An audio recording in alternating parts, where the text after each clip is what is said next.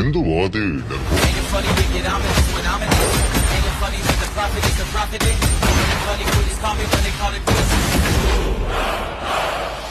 आज बात उन लोगों की होगी जिनकी पूरी फिल्म इंडस्ट्री का साल भर का टर्नओवर धुरंधर 2 के एक हफ्ते के बजट के बराबर भी नहीं है।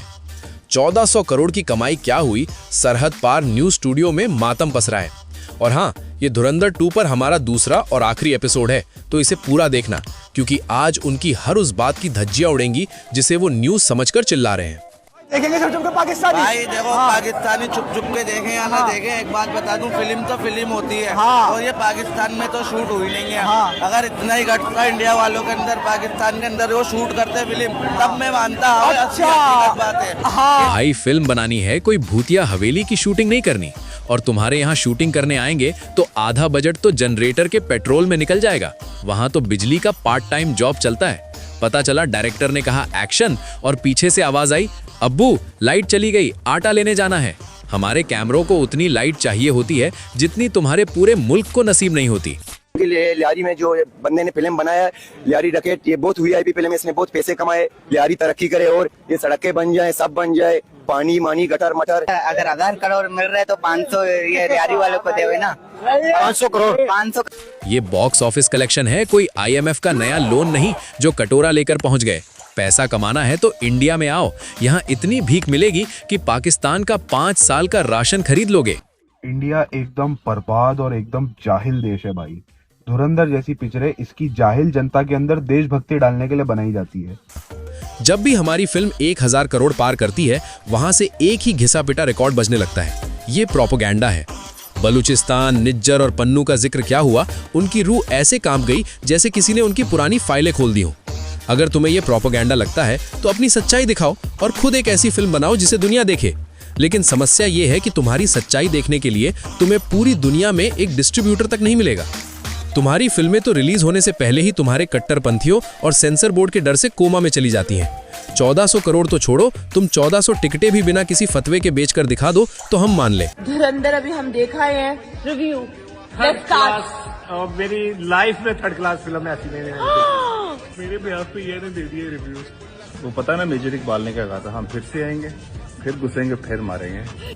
अबे ओ, घर में घुसने के लिए पहले बॉर्डर तक आने का तेल तो डलवा लो। तुम्हारे यहाँ तो जहाज भी उधार के पेट्रोल पर उड़ते हैं। घर में घुसने के लिए जिगरा चाहिए होता है, उधार का राशन नहीं। अपने अब्बू इंडियन आर्मी से पूछ लेना, वो तुम्हें बेहतर समझा देंगे कि जब हम बिन बुलाए आते हैं तो तुम लोग सिर्फ धुआं बन के रह जाते हो। भाई उधर इतनी खलबली मची है कि अब वो किसी भी नशेड़ी या भिखारी को पकड़कर कह रहे हैं, ये देखो ये इंडिया का एजेंट है। अबे ओ, हमारे एजेंट धुरंधर जैसे होते हैं जो तुम्हारे घर में घुसकर काम तमाम कर देते हैं और तुम्हें पता भी नहीं चलता। तुम जिन्हें पकड़ रहे हो वो एजेंट नहीं, तुम्हारे मुल्क की बेरोजगारी का नतीजा है। अगर भिखारी ही एजेंट होने लगे तो तुम्हारे यहाँ तो आधी आबादी अंडर कवर मिशन पर है। बोलो हम बताते हैं कि लियारी क्या है तुम्हें। बोलो असली तो तुमने लियारी बताई नहीं कि लियारी की, बोलो लियारी की औरतें तो वो पत्थर मार के भगाएंगे। लेकिन लोग आपको बोले रो का एजेंट है आप, ये क्या मामला है? रो का एजेंट, रॉ का एजेंट बोल रहे, रॉ।